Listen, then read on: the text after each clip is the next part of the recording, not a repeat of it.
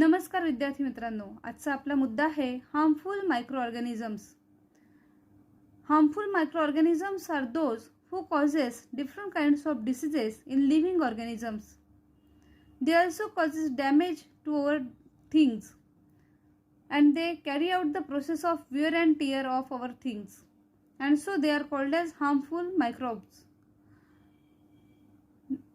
You can observe different kinds of fungi grown on gunny bags, cotton fabric, wooden atoms, leather bags, leather belts during rainy season. Why this happen? Because the fungal spores are very microscopic, they are minute, microscopic, they cannot be seen by naked eyes, and during rainy season or if there is sufficient moisture, these spores germinate on these things, that is cotton fabric, gunny bags, then leather, wooden atoms, and the fungal hyphae grow inside these atoms and they causes wear and tear process of these atoms. Because of this they become weak. As a result, gunny bag, leather atoms and shoes, purses, belts, they have grown to do not last long. Wooden atoms also get spoiled. Various species of fungi grow on food items like pickles, murabba, jam, sauce, chutney. They use the nutrients in the food for their growth and reproduction. During this activity, fungi release mycotoxins, certain poisonous chemicals, into the food, and thus food become poisonous. Hence, the food on which fungi have grown cannot be eaten. बुरशीमुळे त्या अन्नामध्ये विशिष्ट प्रकारची विषारी द्रव्ये तयार होतात आणि अशा प्रकारचं अन्न जर सेवन केलं गेलं तर त्यातून अन्नातून विषबाधा होण्याची शक्यता असते आणि म्हणून ज्या अन्न पदार्थांवर बुरशी वाढलेली आहे त्या अन्न पदार्थांचं सेवन टाळावं. Clostridium, these are harmful bacteria. Sometimes cases of food poisoning occur during community feast. The bacteria, that is Clostridium bacteria, they spoil the cooked food. Out of about 100 different species of these bacterium are present. They may live freely, they may found in soil, whereas some live in alimentary canal of humans and other animals. These Clostridium bacteria are rod shaped. They produce bottle shaped or endospores in adverse conditions. One special characteristic of these bacteria is that they cannot withstand the normal oxygen level of air because they are anaerobic bacteria, means they carry out their respiration without oxygen. Clostridium हे एक प्रकारचे उपद्रवी सूक्ष्मजीव आहेत, एक प्रकारचे जीवाणू आहेत. दंडाकार असा त्यांचा आकार आहे.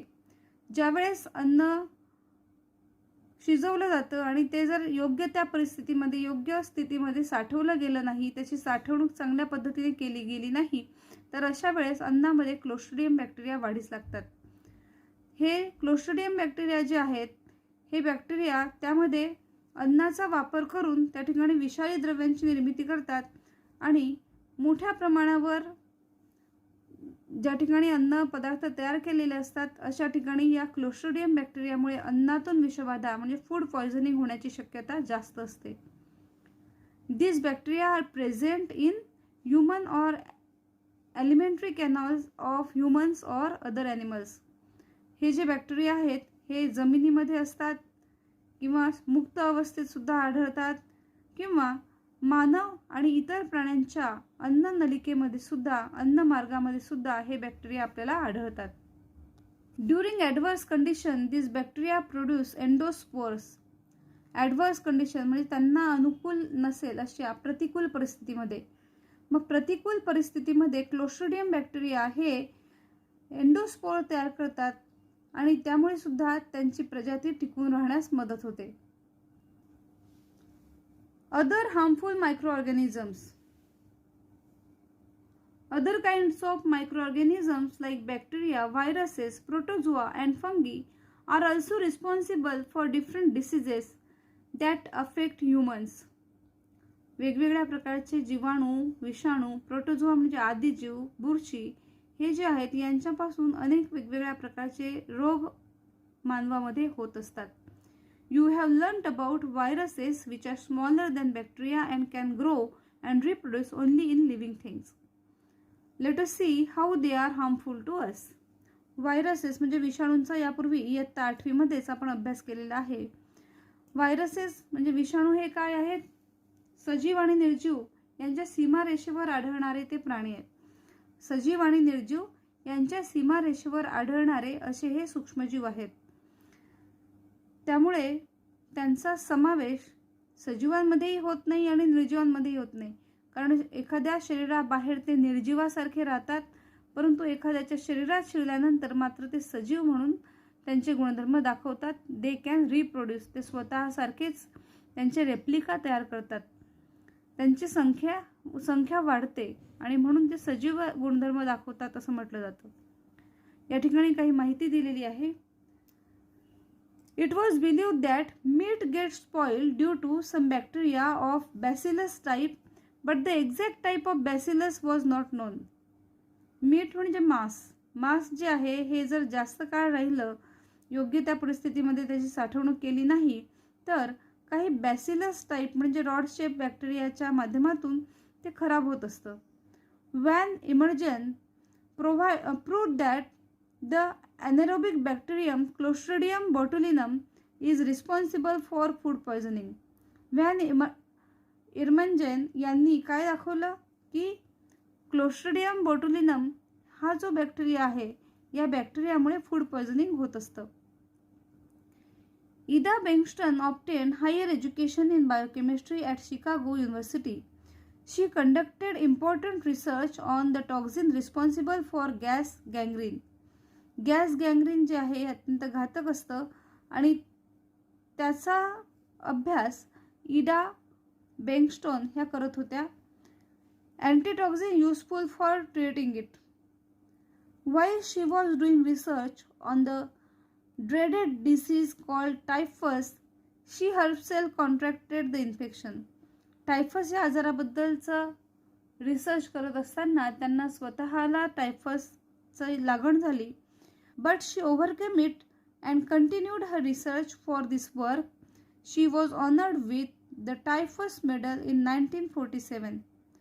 परंतु त्यांनी त्यावर मात केली आणि त्या आजाराबद्दल जे काही त्यांचं संशोधन होतं ते कायम सुरू ठेवलं आणि त्याबद्दल त्यांना टायफस मेडल 1947 मध्ये प्रदान करण्यात आलं.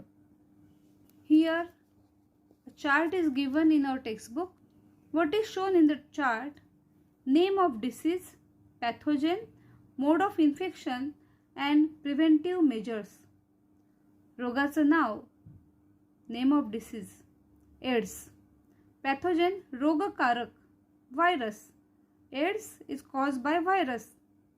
Can you name the virus? Correct, it is HIV, human immunodeficiency virus. Mode of infection, through blood or semen of infected person and milk of mother suffering from AIDS. Preventive measures, safe sexual contact, avoid reuse of needles and injections. Then the second disease, hepatitis, and the causative organism means the pathogen is virus. It is also a viral disease. The mode of infection is contaminated water and food. प्रदूषित अन्न आणि पाणी. Preventive measures, प्रतिबंधक उपाय. Clean and filtered water, proper storage of food. Then influenza, it is also viral disease and therefore the pathogen is virus. Mode of infection is contact with infected person. Influenza झालेल्या व्यक्तीच्या सहवासात जर तुम्ही आले तर influenza हा होऊ शकतो. Preventive measures, personal hygiene and avoiding contact with personal hygiene and avoiding contact with infected person. स्वच्छता पाळणे, वैयक्तिक स्वच्छता पाळणे आणि ज्या व्यक्तीला इन्फ्लुएन्झा झालेला असेल अशा व्यक्तीच्या सहवासात येणं टाळणे, संपर्कात येणं टाळणे. मेसल्स अँड चिकन पॉक्स, गोवर आणि कांजण्या. The pathogen is virus. It is also viral disease. It spread through contact with infected person. The preventive measures are vaccination, uncontaminated water and clean food. Vaccination लसीकरण, अनकॉन्टॅमिनेटेड वॉटर शुद्ध केलेलं पाणी, अन्न. Bird flu H7N9, bird flu H7N9 and swine flu H1N1. These are also viral diseases. The mode of infection of these is contact with infected birds and animals. पक्ष्यांमध्ये आढळतो म्हणून मग पक्ष्यांच्या संपर्कात आल्यामुळे सुद्धा हा आजार होऊ शकतो. The preventive measures are personal hygiene, वैयक्तिक स्वच्छता पाळणे, and use properly cook meat. मांस सेवन जर तुम्ही करत असाल तर त्याला योग्य त्या पद्धतीने शिजवून खाणे. Dengue, it is also viral disease. It spread through mosquito bite. डासांमुळे हा आजार पसरतो. The preventive measures are cleanliness of surrounding, preventing stagnation of water, stagnation, cleanliness of surrounding, preventing stagnation of water, mosquito control. परिसराची स्वच्छता ठेवणे, cleanliness of surrounding, परिसराची स्वच्छता ठेवणे. Preventing stagnation of water, stagnation म्हणजे काय तर पाणी जमा होतं, एकाच ठिकाणी थांबून राहतं, ते टाळलं गेलं पाहिजे. प्रिव्हेंटिंग स्टॅग्नेशन ऑफ वॉटर, पाण्याचा साठा एकाच ठिकाणी होणार नाही याची काळजी घेणे, पाण्याचा योग्य तो निचरा झाला पाहिजे. मॉस्किटो कंट्रोल, डासांच्या निर्मितीवर नियंत्रण ठेवणे. यामुळे डेंग्यूवर प्रतिबंध बसू शकतो कारण तो डासांच्या चावण्यातून पसरतो. AIDS, hepatitis, influenza, measles, chickenpox, bird flu, swine flu and dengue. All these are viral diseases. Pneumonia, it is a bacterial disease and it spread through droplets spread in air by infected person. It can be controlled by vaccination, avoiding contact with infected person. Leprosy, it is a bacterial disease. It spread through long-term contact with infected person. Leprosy म्हणजे कुष्ठरोग. कुष्ठरोगाच्या सोबत जास्त काळापर्यंत राहिलं तर हा आजार त्या व्यक्तीला होतो.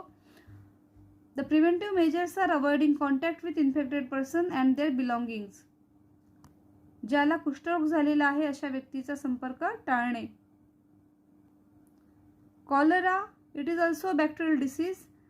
It is because of contaminated food and water. So, the preventive measures are clean food and clean water. Malaria, it is caused by protozoa. The positive organism is protozoa and the mode of infection is mosquito bite. Mosquito spread malaria, but they are not the causative organisms. Unclean surrounding. Because of unclean surrounding, there is formation of these mosquitoes and they spread malaria. How can we prevent it? Cleanliness of surrounding, preventing stagnation of water and controlling mosquitoes. परिसराची स्वच्छता ठेवणे, पाण्याचा योग्य निचरा करणे आणि mosquito म्हणजे डासांची पैदास होणार नाही याची काळजी घेणे. And the last one is dandruff, ringworm and scabies. कोंडा होणे, गजकरणं आणि खरूज यासारखे जे त्वचारोग आहेत याचं कारण आहे fungus. The positive organism is fungi. Mode of infection is contact with infected person और his or her belongings like clothes. त्या व्यक्तीने वापरलेले कपडे वापरणे, त्या व्यक्तीच्या सोबत सातत्याने राहणे यामुळे सुद्धा हे त्वचारोग पसरतात. Preventive measures are personal hygiene, avoiding contact with infected person. वैयक्तिक स्वच्छता पाळणे आणि इन्फेक्टेड पर्सन जे असतील त्यांच्या संपर्कात येणं टाळणे. आलं तरी पण योग्य ती स्वच्छता पाळली आणि काळजी घेतली तर या आजारांपासून सर्वांची सुटका सहज होऊ शकते. सर्व विद्यार्थ्यांनी हा तक्ता आपल्या वहीमध्ये लिहून घ्यायचा आहे.